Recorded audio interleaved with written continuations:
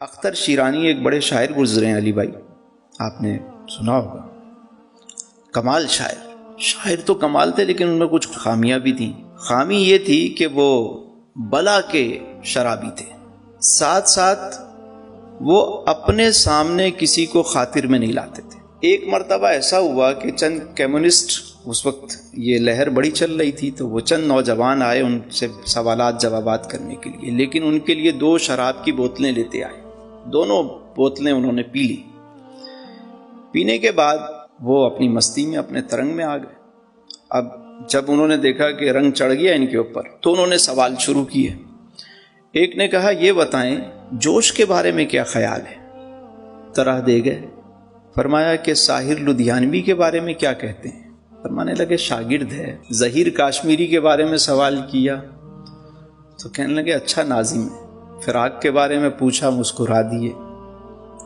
ارسطو کے بارے میں سوال کیا تو کہنے لگے کہ میاں چھوڑو ارسطو کو، افلاطون کو، ہم سے ہماری باتیں کرو۔ اب وہ شراب کا رنگ جو ہے ان پہ چڑھ چکا تھا۔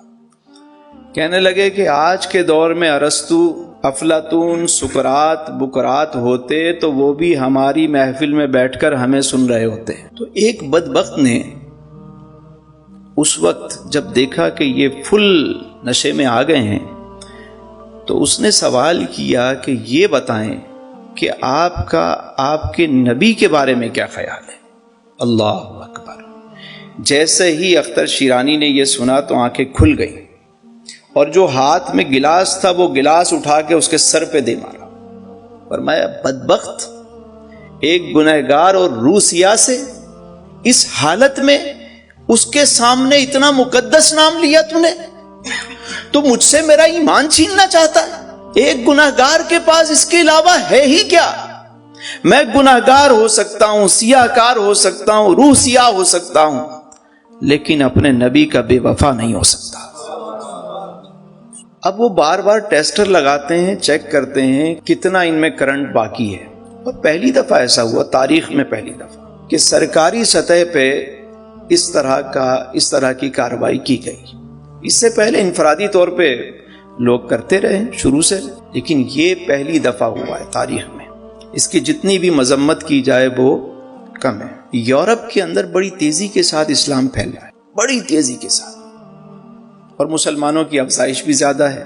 تو اب انہیں خطرہ لاحق ہو گیا کہ کسی طریقے سے انہیں بدنام کریں، فساد پیدا کریں، ان کو نکالیں، لیکن ان کے گھٹانے سے یہ چیزیں گھٹ نہیں سکتی۔